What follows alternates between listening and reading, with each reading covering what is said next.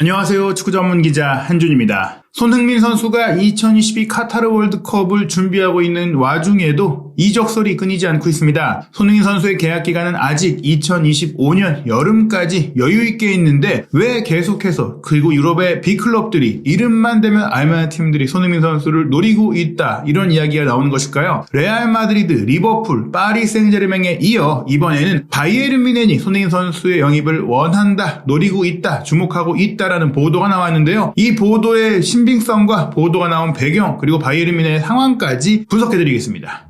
손흥민 선수의 바이에른 이적설 국내에 알려진 기사는 영국의 인터넷 매체 HITC의 보도인데요. 바이에른 뮌헨이 해리 케인뿐 아니라 그와 함께 뛰는 또 다른 토트넘 스타를 원하고 있다. 그 역시 이적을 추진하고 있다라고 했습니다. 최근에 이런 인터넷 매체의 기사들이 그 선수가 누군지 궁금하게 만들어서 클릭을 유도하는 이름이 없이 이제 제목을 짓는 그런 상황들이 나오고 있는데요. 이 선수는 바로 손흥민 선수입니다. 보도 내용부터 살펴보겠습니다. 칼초 메르카토의 보도에 따르면 바이에른 뮌헨이 토트넘 스타 손흥민 영입을 고려하고 있다. 독일 챔피언 바이에른 뮌헨은 해리 케인 영입에 대한 소문이 많았지만 손흥민에 대해서도 관심이 있다. 독일 방송 스카이는 바이에른 뮌헨이 케인이 토트넘과 재계약하지 않으면 움직일 것이다 라고 보도했고 영국의 런던 지역 신문 이브닝 스탠다드는 케인이 월드컵까지는 토트넘과 새 계약을 협의하지 않을 것이다. 월드컵 이후에나 새로운 연장 계약 협의를 할 거라고 알렸다. 바이에른 뮌헨은 케인뿐 아니라 손흥민을 타깃으로 보고 있다. 프로트 아인츠 독일의 방송사 뉴스에 따르면 손흥민은 토트넘을 떠날 계획이며 레알 마드리드 등 여러 클럽이 관심을 갖고 있다. 이 보도 내용은 다른 매체들의 이제 이야기들을 인용해서 모은 보도이기 때문에 자체 취재 소스가 있는 보도는 아닙니다. 현재 알려진 상황, 케인 선수와 바이에른 뮌헨 선수의 연결고리는 생각보다 강해요. 케인 선수가 이제 말씀드린 대로 내년 여름이면 토트넘과 계약이 1년밖에 남지 않기 때문에 이적 협상에 있어서 매우 유리한 상황인데요. 이번 월드컵의 결과와 성과에 따라 그리고 토트넘의 후반기 성적에 따라서 토트넘에 남을지 아니면 새로운 도전을 할지 자신이 주도적으로 선택할 수 있는 상황입니다. 이와 맞물려서 사실 손흥민 선수도 지난해 여름에 연장 계약을 하긴 했지만 내년 여름이 될 경우에는 조금 더 계약 기간이 단축되기 때문에 협의 가능성이 있다. 만약에 토트넘이 케인 선수를 잡기 위해 전력을 다해서 재정을 쏟아붓는다면 둘 다 못 잡을 경우 케인 선수가 잡히면 손흥민 선수를 매각해서 자금을 충당할 수 있다. 이렇게도 볼 수 있기 때문에 지금 독일 매체라든지 해외 매체에서 손흥민 선수가 움직일 수 있고 그럴 경우 그 이적료를 감당할 수 있는 팀이자 손흥민 선수가 토트넘을 떠날 명분이 될 수 있는 큰 팀들의 이름이 당연히 나올 수밖에 없는 것입니다. 보도 내용을 좀 더 살펴보면 손흥민 선수의 상황에 대한 얘기들이 있어요. 전반기에 조금 힘든 시간을 보냈지만 토트넘은 손흥민을 지켜야 한다. 그러면서 중요한 선수라고 얘기했고 하지만 케인과의 상황이 조금 다르다고 했어요. 손흥민 선수의 계약 기간이 2025년 6월까지니까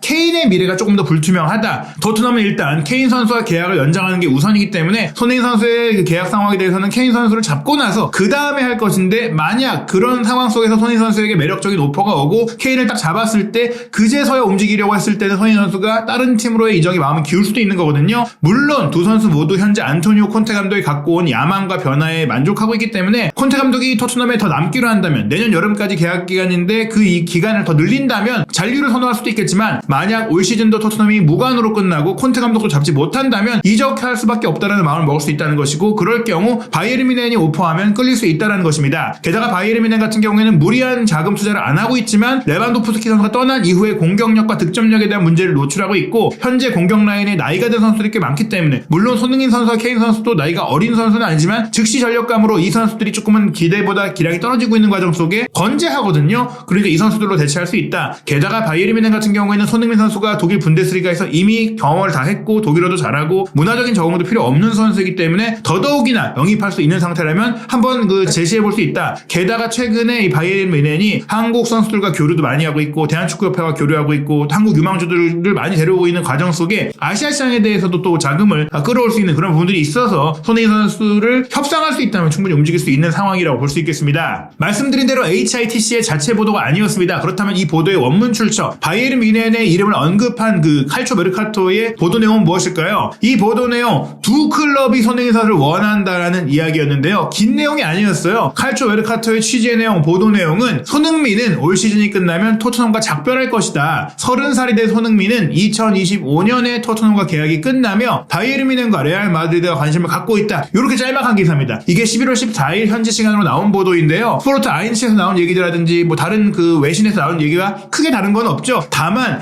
이 소스가 인용 보도가 아니라 자체 보도라는 게 중요합니다. 칼초 메르카토가 직접 자신들이 알고 있는 소식통을 통해 확인한 팀이고 그 팀 중에 이름이 구체적으로 명시된 게 바이에른 뮌헨과 레알 마드리드라는 것이죠. 물론 저희가 계속해서 스페인 현지 네트워크를 통해서 레알 마드리드는 다른 선수를 관심을 갖고 있다 얘기 드렸는데 또 레알 마드리드가 미래를 보고 영입하려고 했던 비유럽 쿼터 자원인 브라질 공격수 엔드릭 같은 경우 지금 영어를 배우고 있다는 얘기도 나오고 있고 프리미어리그를 먼저 가겠다 이런 얘기들도 나오고 있다 보니까 확실하게 데려올 수 있을지가 이제 불투명하고 데려온다고 하더라도 내년 시즌 다음 시즌에 바로 기용할 수가 없거든요. 그렇다면 아자르가 정리되고 다른 공격진들의 변화가 이어지고 또 월드컵 이후 선수들의 컨디션을 봤을 때 만약 시장에 손흥민 선수가 나온다면 현재 우선순위는 아니겠지만 분명히 움직이면서 좀 구체화할 수 있는 가능성이 있다라고 칼초 메르카토가 연결한 소식통을 얘기한 것 같습니다. 그리고 바이에른 뮌헨은 그렇다면 왜 연결이 되고 있는 것인가? 다들 아시다시피 바이에른 뮌헨은 지난 여름에 리버풀과 계약이 1년밖에 남지 않은 사디오 마네 선수를 영입을 했잖아요. 하지만 사디오 마네 선수 바이에른 입단 초기에는 좋은 모습을 보이다가 계속해서 경기력이 떨어지고 있고 또 신체적인 능력도 저하되는 모습도 보이고 있고 게다가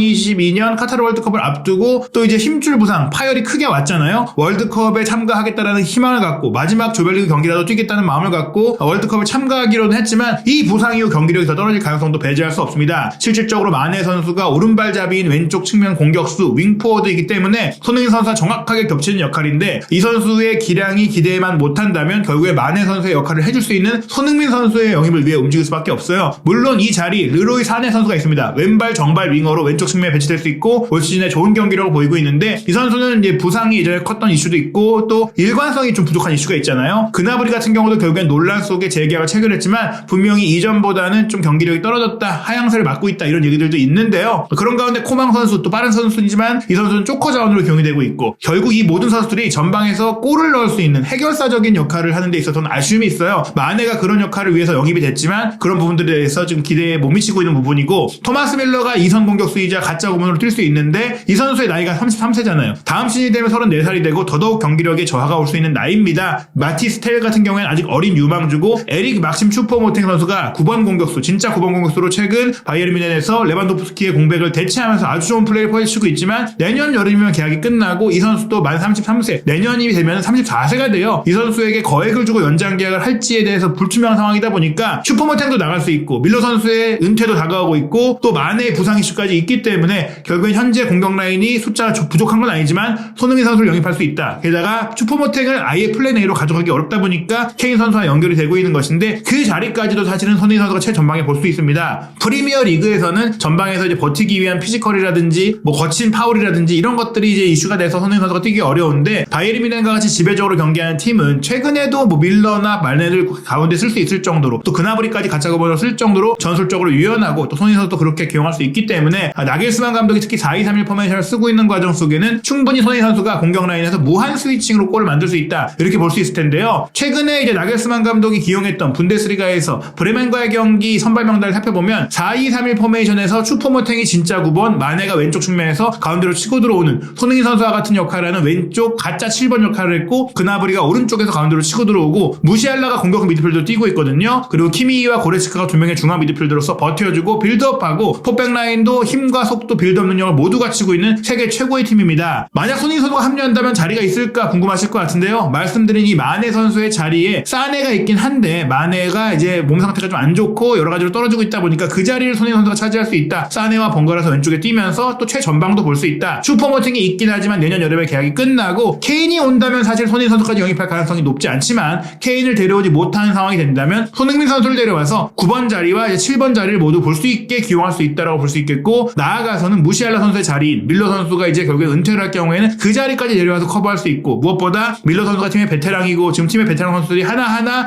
이제 경력을 마무리해 가고 있는데 손흥민 선수가 팀의 베테랑 역할을 또 하면서 공격진의 정신적인 구심점까지 될 수 있다 이렇게 볼 수 있겠습니다. 바이에른 뮌헨의 다른 포지션들은 짱짱해요. 레프트백으로 알폰소 데이비스와 리카 에르난데스, 센터백 우파메카노, 더리우트, 파바르, 뭐 스타니치 이런 선수들이 있고 라이트백도 마즈라이 또 파바르가 볼 수 있고 중앙 미드필드 라인도 키미히와 고레츠카 외에 흐라벤베르와 자비처 같은 선수들이 있거든요. 결국에는 공격 라인의 뎁스, 공격 라인의 대안, 공격 라인의 에이스가 좀 보강될 필요가 있다. 그런 부분에서 케인과 손흥민 선수가 언급되고 있는데 케인이 만약에 오기 어려운 상황이 된다. 토트넘에 남기로 한다. 그렇다면 손흥민 선수를 영입하기 위해 움직일 수 있는 가능성은 가능성은 있습니다. 다만 아직까지는 속단하기가 어렵고 사실 바이에른 뮌헨 입장에서는 케인 선수의 토트넘 재계약 여부를 살펴보고 케인 선수가 먼저 얘기를 할 텐데 만약 2022 카타르 월드컵을 마치고 나서 토트넘이 케인과 장기 재계약을 맺는다면 손흥민 선수 쪽으로 협상의 방향을 옮길 가능성이 있습니다. 다만 현 시점에서는 손흥민 선수의 바이에른 이적 가능성은 높지 않고 이 보도는 어디까지나 바이에른 뮌헨이 케인 선수 영입에 실패할 경우에 플랜 B 단계로서 올려놓은 게 아닌가. 바이에른 뮌헨과 레알 마드리드 모두 손흥민 선수를 플랜 B 정도로 생각하고 있는 건 맞는 것 같아요. 다만 플랜 B니까 아직 구체적인 움직임이나 협상이나 모든 것들이 구체화될 수는 없는 상황입니다. 그러나 손흥민 선수가 현재 여전히 좋은 경기로 보이고 있고 또 부상 이슈가 있긴 하지만 또 이 문제를 잘 극복해내고 있고 또 월드컵에서 잘해낸다면 이제 토트넘과 더 이상의 재계약을 하지 않을 거라는 이제 보도들과 이야기들이 나오는 점을 확인했을 때는 손흥민 선수가 내년 여름에는 조금 여러 가지 이야기를 들어볼 가능성이 있다라고 볼 수 있겠습니다. 물론